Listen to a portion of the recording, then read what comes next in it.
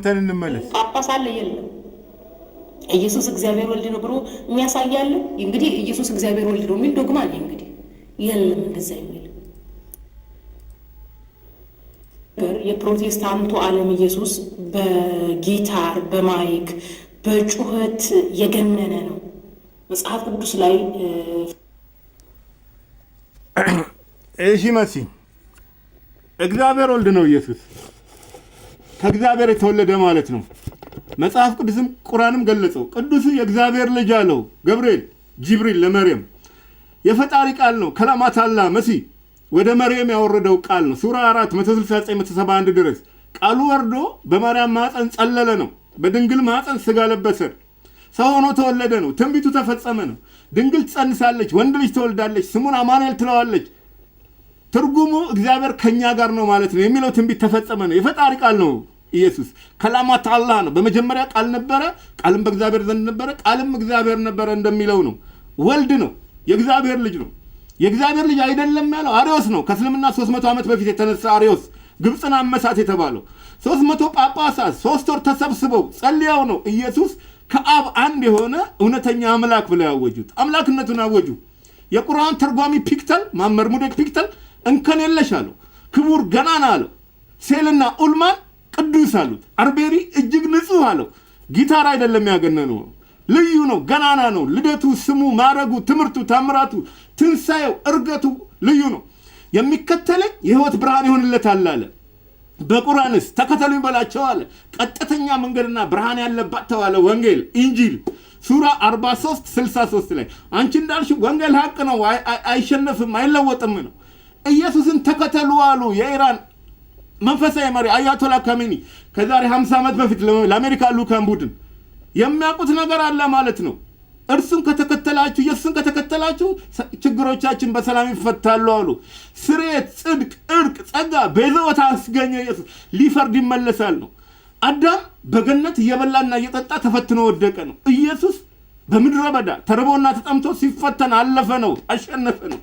ምሳሌ አለው ለማይታየው እግዚአብሔር እውነተኛ ምሳሌ አለው። ቆላስይስ 1:15 ላይ አልመሳል አለው። ቁርአን ደግሞ ምሳሌ ማለት የመርየም ልጅ ምሳሌ ተደረገ አለ። ሱራ 43-57 ላይ ብሩክ፣ ቅዱስ፣ ጥበበኛ፣ ተምረኛ፣ ምልክት፣ ምህረት አለው።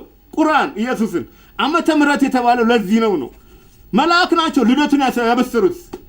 እንደሱ የተወለደ የለም ነው የሚባለው። የመርየም ልጅ ነው የሚባለው በቁርአን። ሌሎች ሁሉ በአባታቸው ስም ነው የተጠሩት። እስማኤል የአብርሃም ልጅ፣ ዮሐንስ የዘከርያ፣ መሐመድ የአብደላ ልጅ፣ ኢየሱስ ግን የመርየም ልጅ። ለምን? ምድራዊ አባት አልነበረውም ነው። በእግዚአብሔር ኃይል ቀድር አላህ ተጸነሰ ነው። ልዩ ነው። እስልምናም ክርስትናም የመጡት ከመካከለኛው ምስራቅ ነው። ክርስትና እግዚአብሔር በላከው ሐዋርያ ፊልጶስ መጣ ነው። በኢትዮጵያ ንግሥት ወዳጅ ንብረት አዛዥ ትሬጀረር በጃንደረባ መጣ ነው። ዓለምን በካደ ሰው ለፈጣሪ ባደረ ጃንደረባ በክብር መጣ። 600 ዓመት ቀድሞ በሰረገላ መጣ ነው። ገናና ነው ኢየሱስ። ቁርአን ራሱ ገናና አለው። ሱራ 3:45 ላይ በዚህ ዓለም ብቻ አይደለም አለ፣ በመጪውም ዓለም ገናና ነው አለ። በዱንያም ገናና በአኺራም ገናና አለው። ጊታር አይደለም ያገነነው፣ ቁርአን ያገነነው። ኢሉስትሪየስ አለው 108 ጊዜ በቀጥታ 187 ጊዜ በተዘዋዋሪ ተጠቀሰው ኢየሱስ።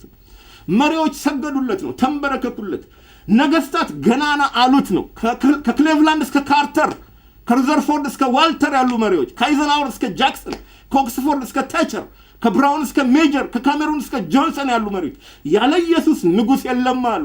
መሊክ አልመሊክ አሉት። የነገስታት ንጉስ ነው። ገናና ነው ኢየሱስ። ልዩ ነው። ሁሉም ነቢያት እንደምታውቁት ልዩ ስም አላቸው ይባላል። አብርሃም ከሊማ አላህ ነው፣ ከፈጣሪ ተነጋገረ፣ የፈጣሪ ወዳጅ ነው። ሙሴ ከሊላ አላህ ነው፣ ከፈጣሪ ተነጋገረ ነው። መሐመድ ሀቢብ አላህ። ኢየሱስ ግን ሩህ አላህ ተባለ።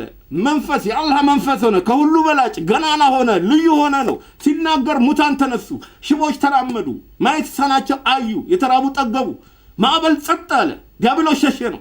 ገናና ነው። አገልግሎቱን ሲጀምር ውሃውን ወይን ጠጅ አድርጎ ጀመረ። ድግስ ደግሶ ጀመረ። ሙሽራ ድሮ ጀመረ። ውሃ የሚል ህይወታችን በኢየሱስ ጣፈጠ ነው። ገናና ነው አለው። ኢሉስትሪየስ፣ አውትስታንዲንግ፣ ግሎሪየስ አለው። ኤሚነንት ኤንድ ፕሮሚነንት፣ ኤክሰፕሽናሊ ኤክሰፕሽናል። ህዝቦችና ግለሰቦች መሰከሩለት ስለ ኢየሱስ ነው። ዛምቤዚ ወንዝ ማዶ ለማዶ የሚኖሩ ጎሳዎች በዓመት አንዴ ለጸብ ይገናኙ ነበር። ክርስቶስን ተቀበሉ ነው። ዛሬ እዛው ቦታ ላይ የሚገናኙት ለጸሎት ሆነ ነው። ግለሰቦች መሰከሩለት። ጎረምሳው ተናገረ። መንገድ ላይ ቆንጆ ሴት አንገቴን እስኪያማኝ ድረስ እየዞርኩ አይ ነበር ነው። ዞሬ ስመለስ ከሰዎች ይጋጭ ነበር። የቆመ ፖል ገጭቶኝ ያውቃል ነው። ኢየሱስን ተቀበልኩ። ቆንጆ እየዞሩ ማየት ቀረ፣ መልከስከስ ቀረ ነው። ህይወቴ ሰላም ሆነ፣ መንገዴ ሰላም ሆነ ነው። ገናና ነው ኢየሱስ። የፕሮቴስታንቱ ኢየሱስ መሲህ ገናና ነው። በረካ ሁኚ።